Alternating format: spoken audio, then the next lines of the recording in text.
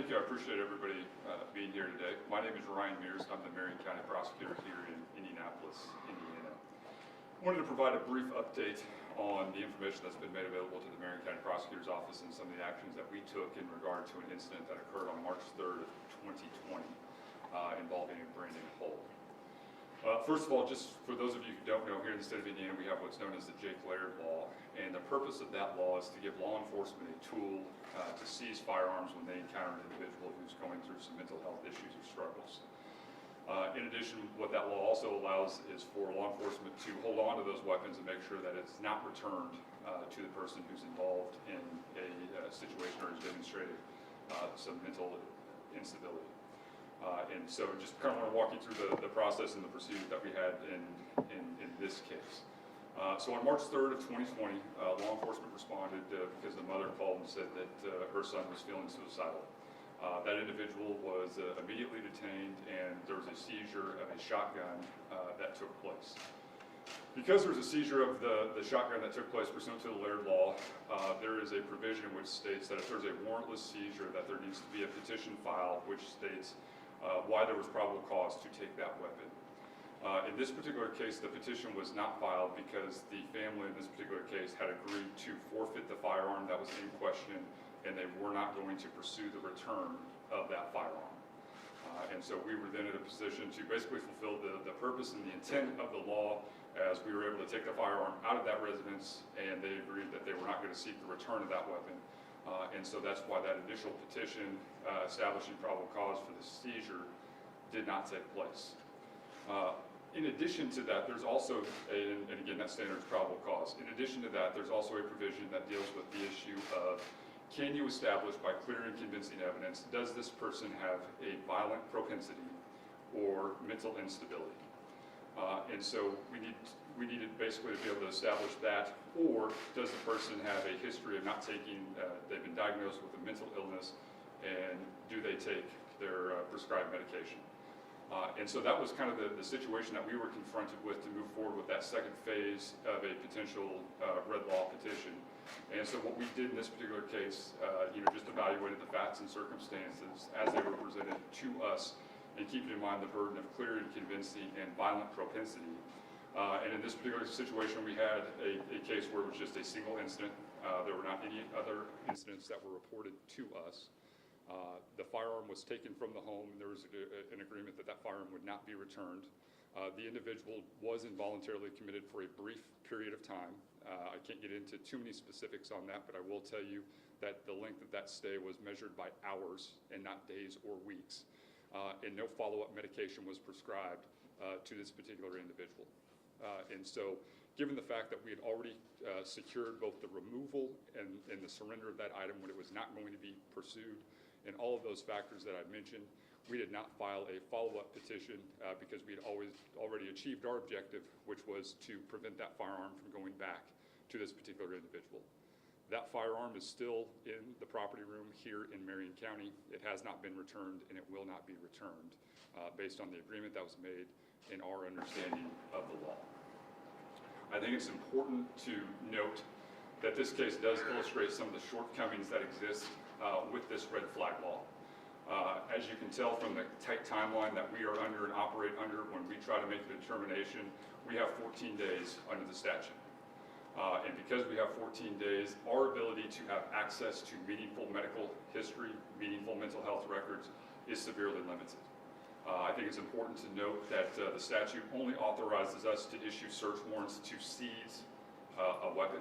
We do not have the ability to use a search warrant or get a court order to acquire someone's mental health records or medical history, which would be particularly relevant in trying to make these types of determinations.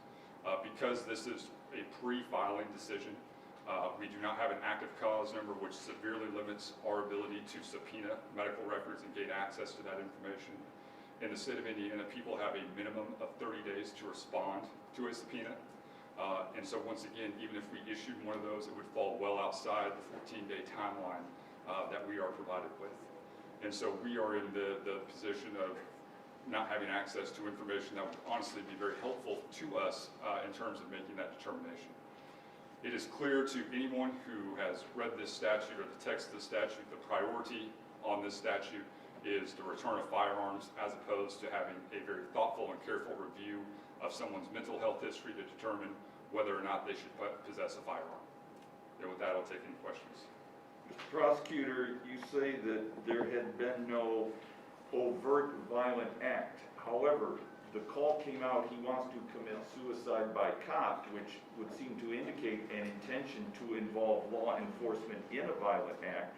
Even though he didn't do a violent act, he's indicating, I intend to commit a violent act and engage law enforcement. Based on that, why wasn't that enough to pursue some sort of red flag law violation, saying this individual has already indicated he wants to commit a violent act and involve law enforcement? Well, I think the biggest thing is how he intended to carry that out. What was the nexus to the firearm? And number two, that firearm was confiscated and taken away. I think the other part of it, when you have this particular situation, the analysis is, what's the propensity? We've talked about there's one situation, one incident where he's indicated suicidal thoughts. Absolutely, there needs to be some sort of intervention, and absolutely the firearm needs to be taken away. And we never want to give that firearm back to that individual or that person. But from there, what we're required to document and demonstrate is that we need to establish that propensity. And this individual was taken and treated by medical professionals, and he was cut loose. They didn't so much as prescribe him any additional medication after he walked out of there, or any medication. And so we're left with the situation with, we have one incident. He was treated by mental health professionals. They didn't civilly commit him. They didn't prescribe him any additional medication, and he was cut loose. And so for us, the risk is, if we move forward with that proceeding and we lose, guess what happens? That firearm goes right back to that person. Well, and he also went out and bought more firearms. firearms. We weren't willing to take that, and so that's the route we decided to go. Yeah, but then he went out and acquired more firearms, so the end result was the same, because somebody had to know, well, if we don't do anything about him right now, there's nothing to stop him next week from going and getting another gun. There's nothing to stop him from getting a gun anyways. I mean, the sad reality is that during the pendency of these matters, there's nothing prohibiting someone from purchasing a firearm. That's just the sad So truth. if he would have been referred to the red flag list, I'm going to call it a list because I don't know what you call it, his name would not have been on a list that would have red flagged him? Not until there's a determination in a court order made by a judge saying that there has been, that it is highly probable that this individual has demonstrated a propensity for violence or mental instability. Yeah. I know you said he wasn't prescribed any medications, but was Brandon Holt ever diagnosed with a mental illness? One. Two, it's my understanding that some of his digital footprint was assessed in March of 2020. What was found? Why were the FBI involved at that time? Well, certainly there were some concerning materials that were found inside the residence, and so because of that, that information was forwarded on to federal authorities so that they're in a better position to follow up on that information. And they have, honestly, more resources to look into those issues and also take a look at what is that social media profile, what does that look like. And so that's why that information was forwarded on to him. The information available to us, that was made available to us, was that at that particular point in time, he was not under any sort of medication. But was he diagnosed at any point? Do you know of any mental illness? The information, but we did not have access to anything to indicate that he had had a history or documented diagnosis of mental illness. Again, we would have liked the opportunity to be able to subpoena his medical records, to get a search warrant for his medical records to make that determination. But we're dealing with a 14-day time window, and we just didn't have the time to be able to do that. I don't understand the 14, because if the family had agreed to forfeit the weapon, meaning like, we agreed, take it, it's yours, then that 14-day time window doesn't apply. I mean, you said the risks of going to a hearing is that if you lose, he gets the gun back. But if the family had agreed to forfeit the gun, that's not a risk, right? No, two separate issues. So we're dealing with two different prongs of the statute here. The one prong is dealing with the forfeiture of the statute. The second aspect of that is defining someone as, do they meet the statutory definition of someone who is a dangerous person as defined by statute, meaning they have a violent propensity, a propensity for violence or mental instability. So the question then became, if we move forward with a position, we have to make that determination as to whether or not it's appropriate to file and make that designation or file that petition on someone. We get 14 days. It has nothing to do with the family. But I guess it has to do with us with the court. What's the risk of going for it if the gun is not going to come back to him at all? Like, if you lose, he doesn't get the gun. He absolutely does. So what the court would say is, I don't have the legal authority to keep this gun because I didn't make the finding. So if I don't make the finding, I no longer have the legal authority to hold this weapon. But in the absence of a finding at all, meaning there wasn't even a petition made, you can still hold on to the weapon? Yes. Correct. And so with this incident as it took place in the family agreed to forfeit the weapon, this only regarded the weapon that was involved in that incident. There was no further investigation if he had additional weapons at that time or trying to, I'll end the question there. Right. So it's important to remember the red flag law is with that person on that date with that weapon. It doesn't extend beyond that. So it's specifically related to this particular weapon that was seized. So I think that's the first important thing to point out as it relates to this particular case. So when and does the red flag law work in order for somebody not to be able to purchase guns again? Does the law work in that manner at all? I think this case illustrates the limitations. I mean, if we were going to have a situation where there's an opportunity to, number one, subpoena or get a search warrant for someone's mental health records, where we have the ability to talk to healthcare professionals, individuals who are treating these individuals, and make a fair determination as to whether or not this person should possess a firearm or not, that's a totally different situation or scenario than what we're involved with here, where we're under the deadline of this is the time frame that we have to file a case or not, and we just don't have access to that information. We very much appreciate the opportunity to be able to solicit and collect that information, follow up and have conversations with people, but unfortunately we have to make a decision very quickly. Ryan, even if you were to have filed, right, I hate asking hypotheticals, but even if you had decided to file against this gentleman, he still would have had the right to buy a weapon until the court declared him. Absolutely.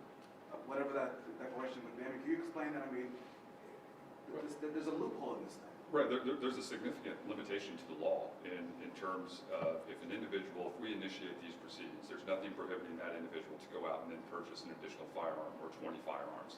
They are free to do that until there is an actual documented finding where a judge says, I can find by clear and convincing evidence that this person has a propensity for violence or mental instability. So now we've identified a problem. So as someone who has to decide right or wrong every single day of the week, if you go back to the legislature, obviously they go off in a couple of days, in January, how do you change this thing so that it becomes usable, so that it can be used in real time? It seems to me that right now, it sounds nice to have this law in the books, but it doesn't really apply in real time. It's not really it's sort of like in fantasy land. It makes us feel good, but when you put it in application, it doesn't work. Yeah, absolutely. I think the easiest thing to do would just be if a judge makes that probable cause determination, meaning we think there's probable cause to take that weapon from somebody, then that should be the standard. That person should not be permitted to purchase a firearm.